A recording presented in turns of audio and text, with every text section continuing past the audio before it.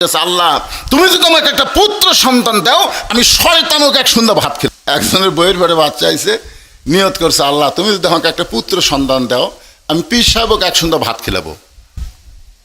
আল্লাহ একটা কন্যা সন্তান দিছে, আর ভাত খিলান লাগে। পরের ঘরে আবার একটা বইয়ের ঘরে বাচ্চা আইছে, নিয়ত করছে আল্লাহ তুমি যদি আমাকে একটা পুত্র সন্তান দাও আমি মসজিদের ইমামকে এক সুন্দর ভাত খেলাবো। আল্লাহ সেইবারও একটা কন্যা দিছে। পরের বার চান্স নিচ্ছে দিকে আর একবার চান্স নেই, যেরকম আমি তিনবার চান্স নিয়ে তিনটাই বেটি হচ্ছে, বুঝলেন। পরের বার চান্স নিয়ে বইয়ের পেটে যখন বাচ্চা আইছে তখন রাগ করে বলতেছে আল্লাহ তুমি যদি আমাকে একটা পুত্র সন্তান দাও আমি শয়তানকে এক সুন্দর ভাত খেলাবো। মানে রাগ করে কয়ে ফেলে দিছে। আল্লাহ সেইবারই একটা পুত্র দিছে। সন্তানের মা এখন সন্তানকে কোলে নিয়ে বলে দিয়ে আল্লাহ বোঝে মন কায়রা নিতে কতক্ষণ, দিয়ে আল্লাহ বোঝে মন কায়রা নিতে কতক্ষণ। তুমি যে নিয়ত করলে পুত্র হলে শয়তানকে এক সুন্দর ভাত খেলাবা, তো শয়তানক দাওয়াত দেও না কেন? স্বামী বলে পীর পাওয়া যায়, ইমাম পাওয়া যায়, শয়তান আমি কোথায় পাই? এখন বউ বলতে শয়তানকে যদি দাওয়াত না দাও তোমার ভাত খাওয়া বন্ধ। তুমি জানো মান্যত পুরো না করলে সন্তান আমার বাঁচবে না। ওই মনের দুঃখে রাস্তা ঘুরতেছে। একজন বলে কে রে ভাই মন ভার কেন? মন ভার কেন? বেটা হওয়ার কারণে। কারে পাগলা, বেটা হলে মানুষ খুশি হয়, তোর মন ভার কেন? বলে নিয়ত করছি ভাই শয়তানকে এক সুন্দর ভাত খেলাবো। এখন শয়তান আমি কোথায় পাই? বউ বাড়ির ভাত বন্ধ করে দিছে, শয়তানকে দাওয়াত না দিলে আমাকে ভাত দেবে না। তখন ওই লোকটা বলতেছে শয়তানকে যদি পাবার চাও তাহলে বাবার দরবারে যাও। মারাত্মক কথা কথা, শয়তানকে যদি পাবার চাও তাহলে বাবার দরবারে যাও। তো বলতেছে বাবার দরবারে গেলে শয়তান কেমনে পাওয়া যাবে? বলে আমরা তো বাবার মুরিদ। একদিন বাবার সামনে আমরা কয়েকজন মুরিদ বসে আছি, ইতিমধ্যে বাবা চোখ বন্ধ করে এক মুরিদ খপ করে পড়ে গেছে। বলতেছে বাবা আপনি চোখ বন্ধ করে থাকতে থাকতে এরকম হঠাৎ ঝাঁকি মারার কারণ? বলে আমি চোখ বন্ধ করে দেখতেছি কাবার উঠে একটা মুরগি ঘুরতেছে, তো এটি থেকে ঝাঁকি দিয়ে মুরগি খেতে দিলাম যদি পায়খানা করে। মুরিদরা কয় হাই রে বাবা কোথায় কাবা আর কোথায় বাবা? যেই বাবা চোখ বন্ধ করলে কাবা ঘরের মুরগি দেখতে পায় সেই বাবার কাছে যা, শয়তান কোন জায়গাতে আছে বাবাই কাবার ঘরে যা। মুরিদের কথা মতোই বাবার দরবারে গেছে। বাবা বলতেছে কে রে তোকে নতুন দেখতেছি, তোর নিয়ত কি? তোকে তো কোনোদিন দেখি না। বলে বড় আশা নিয়ে আইছে বাবা, শয়তান কোন জায়গাতে আছে একটু খবর দেন তো। বাবা কয় শয়তানের খবর কেন? বলে আমার একটা ছেলে হয়েছে, আমি নিয়ত করছি শয়তানকে এক সন্ধ্যা ভাত খেলাবো, কিন্তু শয়তানকে খুঁজে পাচ্ছি না। কেন তুই নিয়ত করে পারিস না পীর সাহেব এক সন্ধ্যা ভাত খেলাবো? বলে হ্যাঁ বাবাকে খাওয়াবার চাইছিলাম কন্যা হসে, ইমামকে খাওয়াবার চাইছিলাম কন্যা হসে, যেই শয়তানকে খাওয়াবার চাইছি পুত্র হসে। বাবার হাতে এক লাঠি ছিল, মারছে বাড়ি। ওই বাড়ি খায় আসতেছে, আস্তে আস্তে রাস্তার মধ্যে ইমামের সাথে দেখা। ইমাম বলতেছে ভাই কোথায় গেছিলেন? বলে বাবার দরবারে। কেন? বলে শয়তানের খোঁজে। খোঁজ তো দিবার পারলো না, লাঠিতে মারলো বাড়ি। ইমাম বলতেছে শয়তানকে খুঁজবার অত দূর যাওয়া লাগবে কেন? ওই 18 যাওয়া লাগবে শয়তানকে খুঁজবে? অত দূর যাওয়ার দরকার নাই। শয়তানকে যদি পাবার চান লাগাতার 3 জুম্মা মসজিদের শেষ কাতারে নামাজ পড়বেন। আপনি খালি খেয়াল করে দেখবেন সবার শেষে আসে কে, সবার আগে যায় কে? সবার শেষে আসবে, সবার আগে যাবে। একই লোক যদি লাগাতার 3 জুম্মা এই আমল করে তাহলে বুঝবেন উই শয়তান। সবার শেষে আসে সবার আগে যায়। একই লোক যদি লাগাতার কয় জুম্মা? 3 জুম্মা যদি আমল করে তাহলে বুঝবেন উই শয়তান। ওরে এক সন্ধ্যা ভাত খাওয়াই দিলে আপনার মান্যত পুরা হবে। কারণ আল্লাহ কোরআনে বলেছেন মিনাল জিন্নাতি ওয়ান নাস, শয়তান খালি জিনের মধ্যে না, শয়তান মানুষের মধ্যেও আছে। এখন মসজিদের শেষ কাতারে নামাজ শেষ করে বসে আছে, সবার শেষে আসে কে? প্রথম জুম্মায় দেখে সবার শেষে আইছে ওর চাচা। সবার শেষে কে আইছে? ওর চাচা। মনে মনে বলতেছে কাজ কামের ভিড়ে চাচা না হয় সবার শেষে আইলো, চাচা যেন আগে বার না হয়। দেখে সবার আগে ওর চাচাই বার হয়ে গেল। দ্বিতীয় জুম্মায় দেখে সবার শেষে ওর চাচা, সবার আগে ওর চাচা।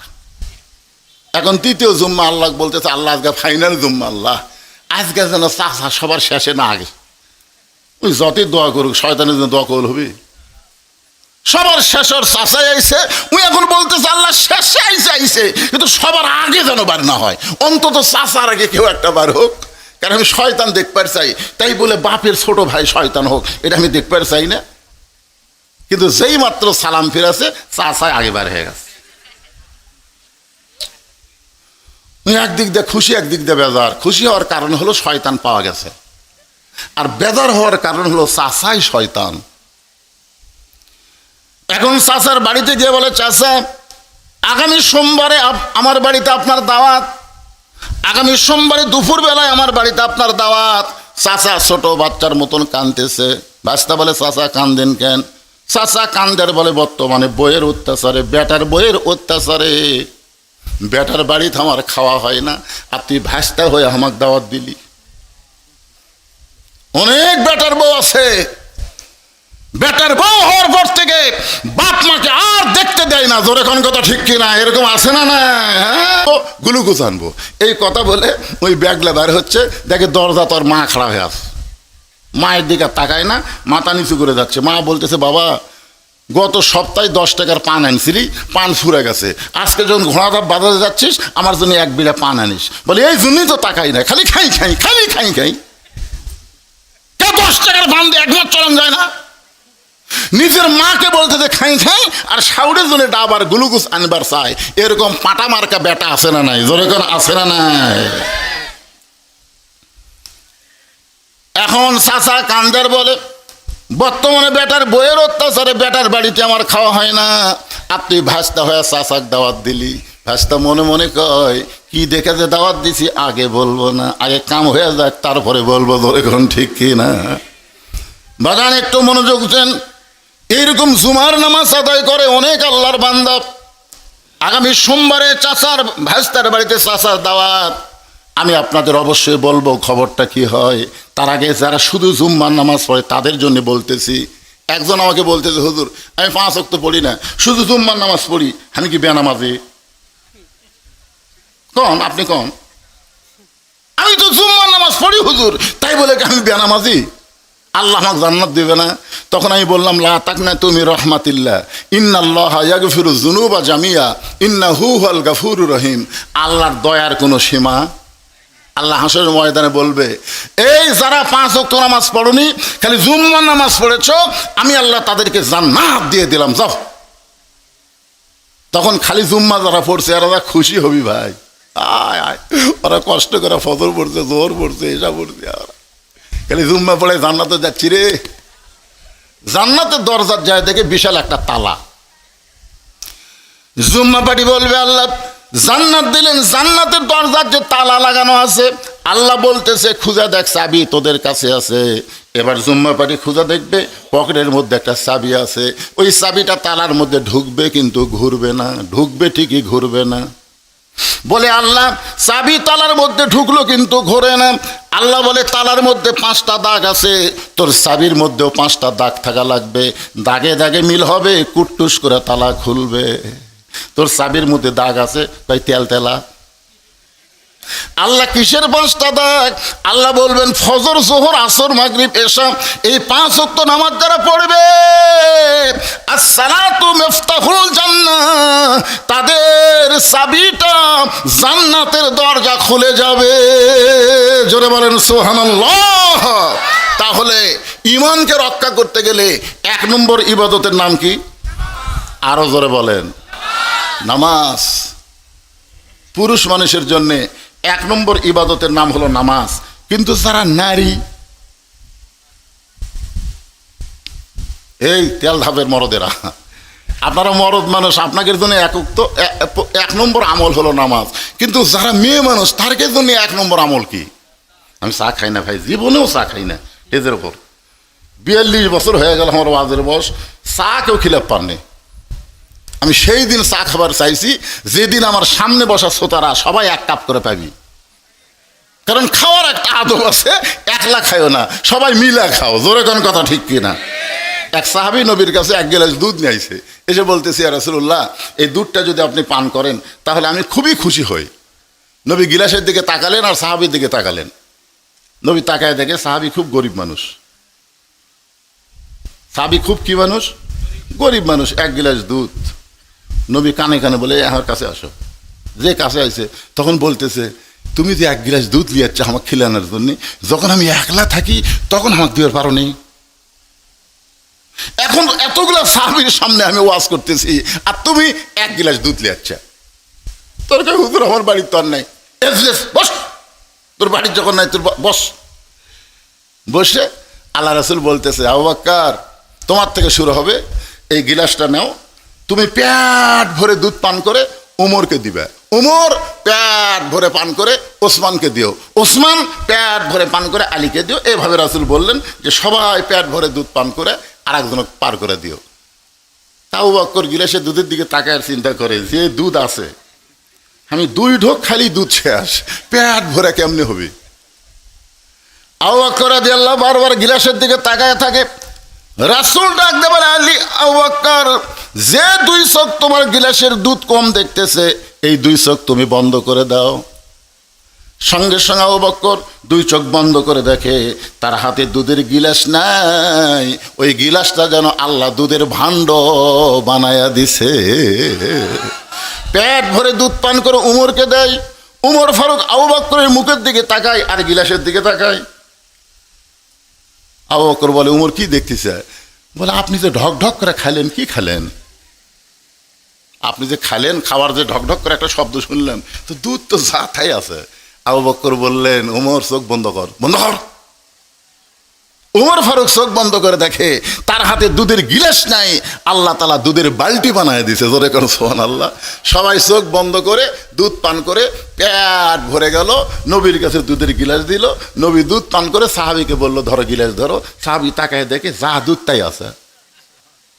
বলল, ইয়া রাসূলুল্লাহ, যা দুধ দিলাম তাই আছে। রাসূল বললেন, তোমার দুধ তুমি দিয়েছো, কিন্তু তুমি দাওয়াতকারী, আর যিনি খাওয়াইছেন তিনি হলেন আল্লাহ। খাওয়ানোর মালিক কে? তুমি দাওয়াতকারী। আল্লাহ তাআলা তোমার দুধের উপরে বরকত দিয়া, আমা মিন দাব্বাতিন ফিল আরদি ইল্লা আলাল্লাহি রিজকুহা। জোরে বলেন আল্লাহু আকবার। একটু খেয়াল করেন, পুরুষ মানুষের জন্য 1 নম্বর হলো নামাজ। এখন সোমবারের দিন চাচা সাইজা গুইজা ভাইস্তার বাড়িতে দাওয়াত খাবার যাচ্ছে। জোরে বলেন কি বার? আরো জোরে কন। সওয়ালের মা খালি বারবার বলতেছে, তুমি যে শয়তানকে দাওয়াত দিলা আজকে দুপুরবেলা খাওয়ানোর জন্য, এই শয়তানের সাইজ কেমন? মনে বলতে চিন্তা করতেছে, কে মানুষ তো আমরা এরকম, তাহলে শয়তানের সাইজ কেমন? স্বামী বলতেছে, সন্তানকে যদি বাঁচাবার চাস, শয়তান যে সাইজের হোক জবান খুলে পারবো না। তুই যদি তোর সন্তানকে বাঁচাবার চাস, শয়তান যে সাইজের হোক জবান খোলা যাবে না। আসলে শয়তানকে আরো ধরে খন। এখন দরজা সে ডাকতেছে, আব্দুল্লাহ, ওর নাম হচ্ছে, ভাস্তার নাম আব্দুল্লাহ। আব্দুল্লাহ, বউ দৌড়ে গিয়ে বলতেছে, তুমি না কইলা শয়তান আসবে, তোমার চাচা ডাকছে। স্বামী বলতেছে, মুখ খুললেই যদি না খাওয়া যায়, তোর সন্তানক বাঁচানোর কোনো বুদ্ধি নেই। খাওয়া পর্যন্ত জবান খুলবো না, কোনো জবান খুলবো না। মানে সন্তানের দোহাই দিলে মায়ের আর জবান খোলে? ভাস্তা দৌড়ে যায়, দরজা খুলে দিচ্ছে। চাচা বলতেছে, আরে কি খাবার সুগন্ধ, বা এত তরকারি পাক করছিস। চাচা অনেকদিন পর আপনাকে দাওয়াত দিতে, বুঝতেছেন না, আসেন। চাচার সামনে খাবার দিছে। চাচা বলতেছে, একটু দোয়া করে খাই। ভাস্তা বলতেছে, আগে খাওয়া তারপরে দোয়া, কারণ ভাস্তা জানে শয়তানের দোয়া উল্টা হবি। জোরে কোন কথা ঠিক না? শয়তানের দোয়া উল্টা হয়ে যাবে। এই জন্য ভাস্তা বলে, চাচা আগে খাওয়া তারপরে দোয়া। খাওয়া দাওয়ার পরে চাচা যখন দোয়া করবার চায়, ভাস্তা হাতের উপর হাত দিয়ে বলতেছে, শয়তানের দোয়ার দরকার নাই। চাচা কয়, কি করলি তুই? তোর বাপের আপন আমি ছোট ভাই, তুই কি করলি? আমি কইনি চাচা, মসজিদের হুজুর কছে।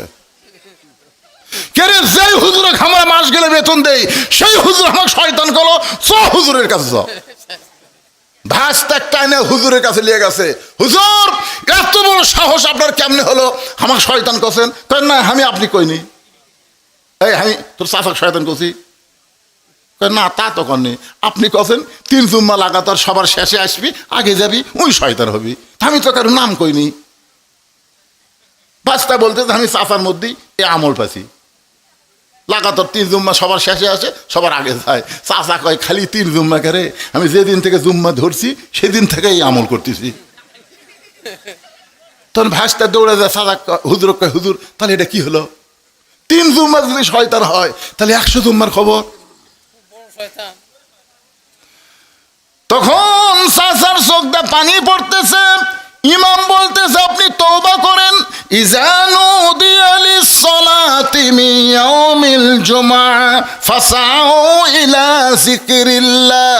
আল্লাহর হুকুম হলো জুমার নামাজের আজান দেওয়ার সঙ্গে সঙ্গে দৌড়াদৌড়ি করে তোমরা মসজিদে সবার আগে চলে আসবা, একটা উট কুরবানির সওয়াব পাইবা। আজ থেকে আপনি তওবা করেন। চাচা বলতেছে তওবা করলাম, এখন থেকে সবার আগে আসবো, সবার শেষে যাব, আর কোনোদিন পরে এসে আগে যাব না।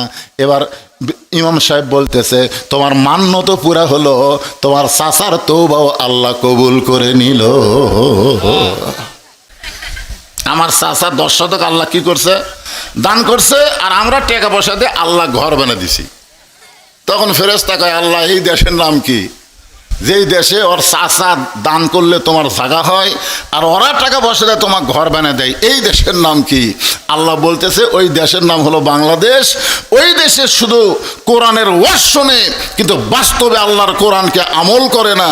এই কোরআনকে যদি বাংলার মুসলমান গ্রহণ করে তাহলে শাহাদাত আঙ্গুল দিয়ে কোনোদিন বলতে পারবে না এই জায়গা আমার, বরং সে বলবে এই জায়গা আমি দেখাশোনা করি, এই বাড়ি আমি দেখাশোনা করি, মূল মালিক আমি না, মূল মালিক হচ্ছে আমার আল্লাহ। জোরে বলেন কথা ঠিক কি না?